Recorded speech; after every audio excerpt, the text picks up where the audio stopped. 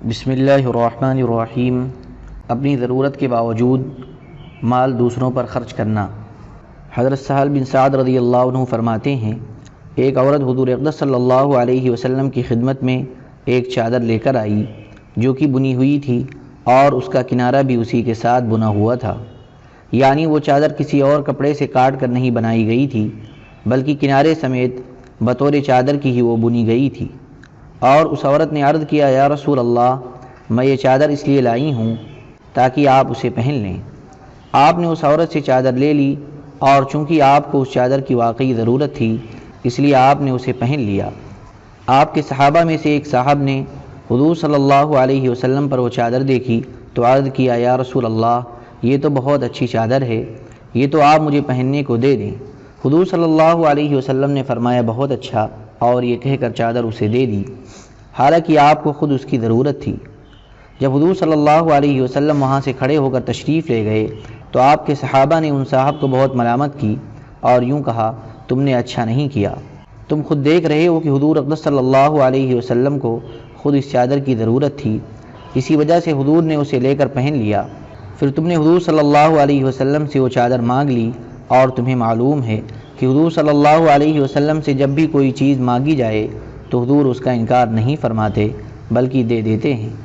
ان صحابی نے کہا، میں نے تو صرف اس لیے مانگی ہے کہ حضور صلی اللہ علیہ وسلم کے پہننے سے یہ چادر بابرکت ہو گئی ہے، میں حضور صلی اللہ علیہ وسلم سے لے کر اسے ہمیشہ اپنے ساتھ سنبھال کر رکھوں گا تاکہ مجھے اس میں کفن دیا جائے۔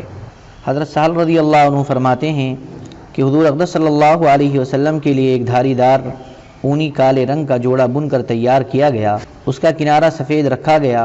حضور صلی اللہ علیہ وسلم اسے پہن کر اپنے صحابہ کے پاس تشریف لائے۔ آپ نے اپنی ران پر ازراہ خوشی ہاتھ مار کر فرمایا، کیا تم دیکھتے نہیں یہ جوڑا کتنا اچھا ہے؟ ایک اعرابی نے کہا، یا رسول اللہ، میرے ماں باپ آپ پر قربان ہوں، یہ تو آپ مجھے دے دیں۔ آپ کی عادت شریفہ یہ تھی کہ جب بھی آپ سے کوئی چیز مانگی جاتی آپ اس کے جواب میں نہیں فرماتے تھے۔ آپ نے فرمایا، بہت اچھا، تم لے لو، اور یہ کہہ کر وہ جوڑا اسے دے دیا اور اپنے پرانے 2 کپڑے منگوا کر پہن لیے، اور پھر آپ نے اسی طرح کا جوڑا بنانے کا حکم دیا۔ چنانچہ وہ جوڑا بننا شروع ہو گیا، لیکن ابھی وہ بن ہی رہا تھا اور کھڈی پر چڑھا ہوا تھا کہ حضور اقدس صلی اللہ علیہ وسلم کا انتقال ہو گیا۔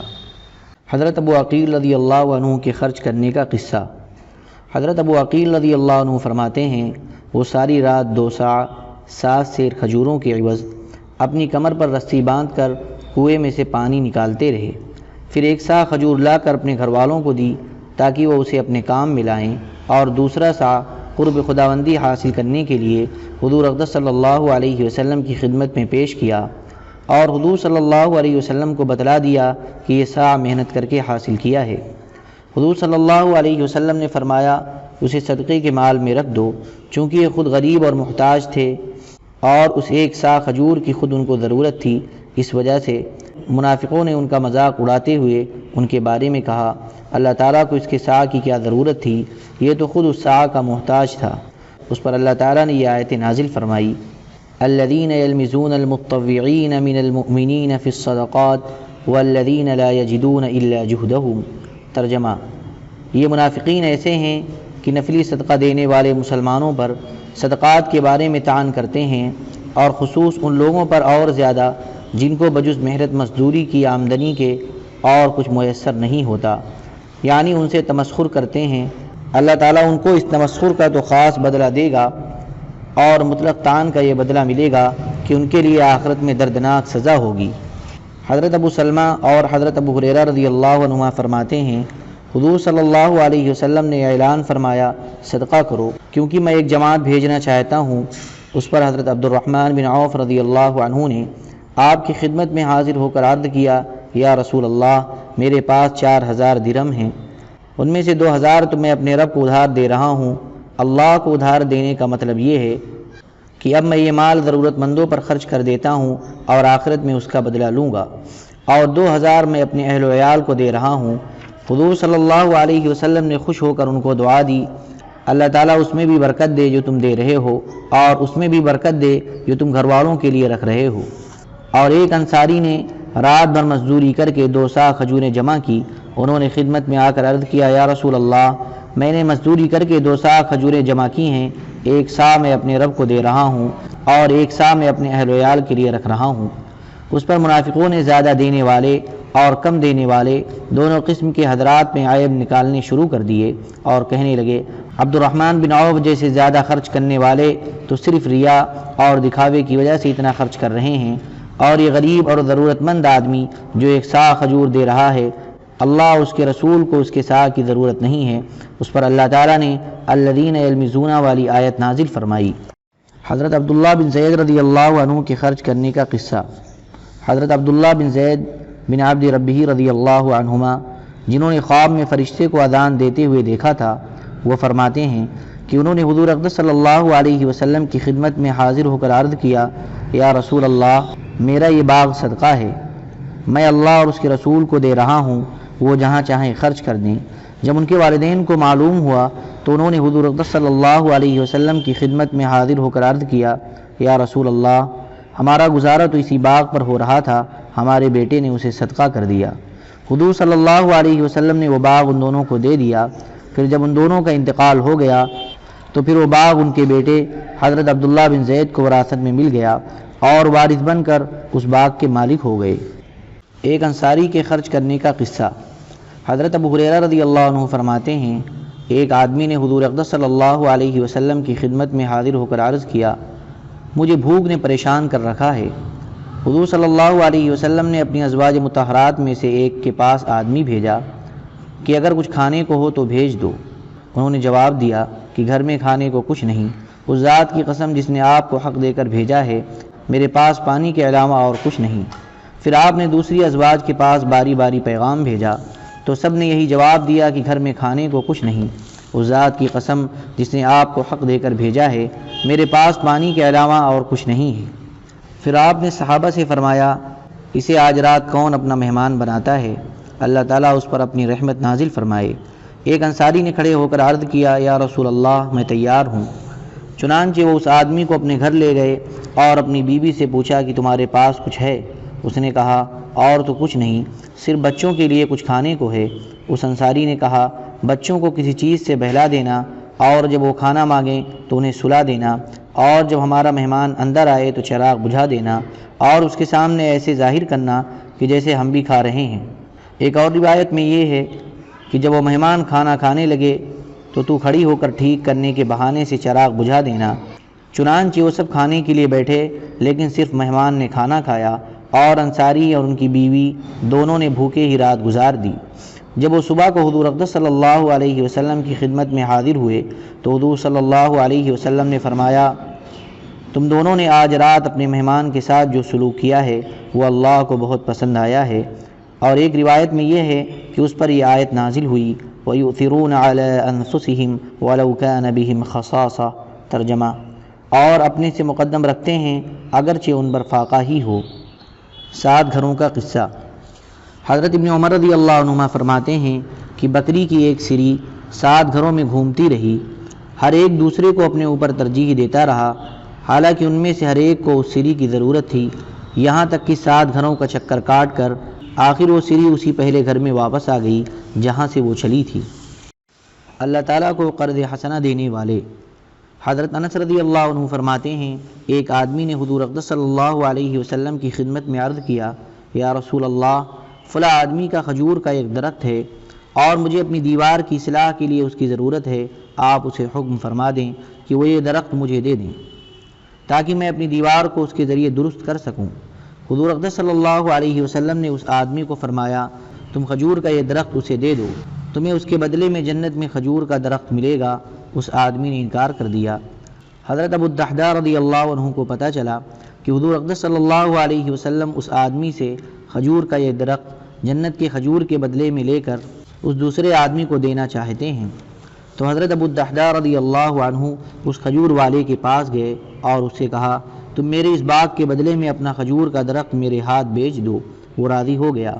پھر حضرت ابو الدحداء رضی اللہ عنہ حضور اقدس صلی اللہ علیہ وسلم کی خدمت میں حاضر ہو کر عرض کیا، یا رسول اللہ، میں نے اپنا باغ دے کر کھجور کا وہ درخت خرید لیا ہے اور اب آپ کو دے رہا ہوں، آپ اس آدمی کو وہ درخت دے دیں۔ حضور اقدس صلی اللہ علیہ وسلم نے خوش ہو کر کئی بار فرمایا، ابو الدحداء کو جنت میں کھجور کے پھلدار اور بڑے بڑے درخت بہت سے ملیں گے۔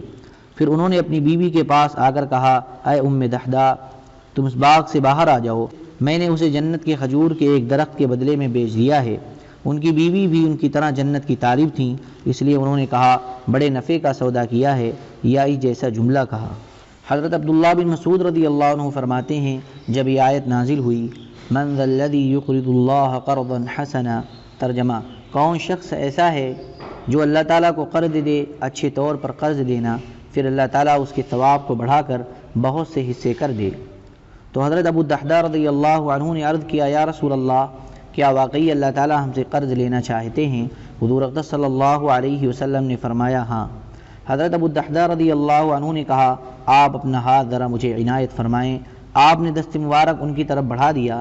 انہوں نے حضور اقدس صلی اللہ علیہ وسلم کا دست مبارک پکڑ کر عرض کیا، میرا ایک باغ ہے جس میں کھجور کے 600 درخت ہیں، میں نے اپنا وہ باغ اپنے رب کو بطور قرض دے دیا ہے۔ پھر وہاں سے چل کر اپنے باغ میں پہنچے۔ ان کی بیوی حضرت ام دحداء اور ان کے بچے اس باغ میں تھے۔ انہوں نے آواز دی، اے ام دحداء۔ ان کی بیوی نے کہا، لبیک۔ انہوں نے کہا، باغ سے باہر آ جاؤ، کیونکہ میں نے یہ باغ اللہ تعالیٰ کو قرض دے دیا ہے۔ اور اسی جلد کے صفحہ پر گزر چکا ہے کہ حضرت عبد الرحمن بن عوف رضی اللہ عنہ نے عرض کیا، یا رسول اللہ، میرے پاس 4000 درہم ہیں، ان میں سے 2000 تو میں اپنے رب کو ادھار دے رہا ہوں۔